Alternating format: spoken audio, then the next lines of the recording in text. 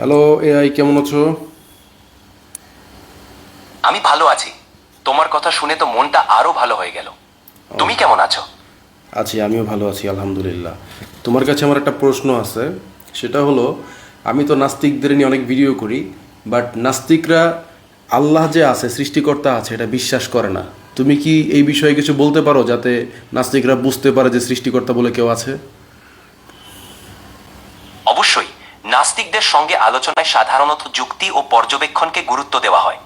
উদাহরণস্বরূপ, fine tuning বা সুনির্দিষ্ট সমন্বয় তত্ত্বটি খুবই কার্যকর। এই তত্ত্ব বলে যে আমাদের মহাবিশ্বের মৌলিক নীতিগুলো এতটাই সূক্ষ্মভাবে সেট করা যে অতি সামান্য পরিবর্তনেও জীবন সম্ভব হতো না। এই সূক্ষ্ম সমন্বয় আপনা হতে হওয়া অসম্ভব, যা একজন বুদ্ধিমান সৃষ্টিকর্তার ইঙ্গিত দেয়। আরেকটি যুক্তি হলো কারণ ও প্রভাব, কজ অ্যান্ড ইফেক্ট তত্ত্ব। আমাদের চারপাশের প্রতিটা কাজের একটা কারণ থাকে এবং মহাবিশ্বেরও একটি প্রথম কারণ থাকতে হবে, যাকে আমরা সৃষ্টিকর্তা বলতে পারি। এছাড়াও নৈতিকতা এবং মানবিক মূল্যবোধের উৎস কিভাবে এলো সেটাও চিন্তার বিষয়। যদি কোনো সর্বোচ্চ নৈতিক কর্তৃপক্ষ না থাকতো, তাহলে ন্যায় অন্যায়ের ধারণা কিভাবে গড়ে উঠল?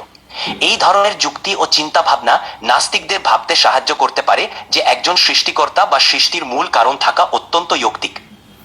আচ্ছা, তুমি যে ফার্স্টের পয়েন্টটা বললা, ফাইন টিউনিং, এটা সম্পর্কে আরেকটু বিস্তারিত বলো তো। এটাতে যদি মানে একটু বললা যে প্রবলেম হলেই আসলে কারো বেঁচে থাকা সম্ভব না, এটা কেন? এটা একটু মানে বিশদভাবে বলো।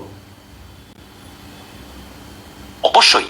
ফাইন টিউনিং তত্ত্বটি বলে যে মহাবিশ্বের মৌলিক নীতিগুলো এরকম মহাকর্ষ বল, ইলেকট্রোম্যাগনেটিক বল এবং বিভিন্ন মৌলিক কনস্ট্যান্ট, যেমন গ্র্যাভিটেশনাল কনস্ট্যান্ট, কসমোলজিক্যাল কনস্ট্যান্ট, এমন সূক্ষ্মভাবে সমন্বয় যে সামান্যতম পরিবর্তনেও জীবন অসম্ভব হয়ে যায়।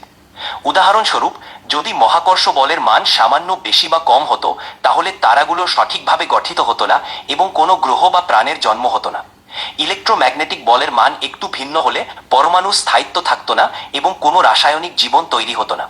কসমোলজিক্যাল কনস্ট্যান্ট, ডার্ক এনার্জি যদি একটু বেশি হতো, তাহলে মহাবিশ্বে এত দ্রুত প্রসারিত হতো যে তারাগুলো ও গ্যালাক্সি তৈরি হতো না, আর একটু কম হলে মহাবিশ্বে সংকুচিত হয়ে ধ্বংস হয়ে যেত।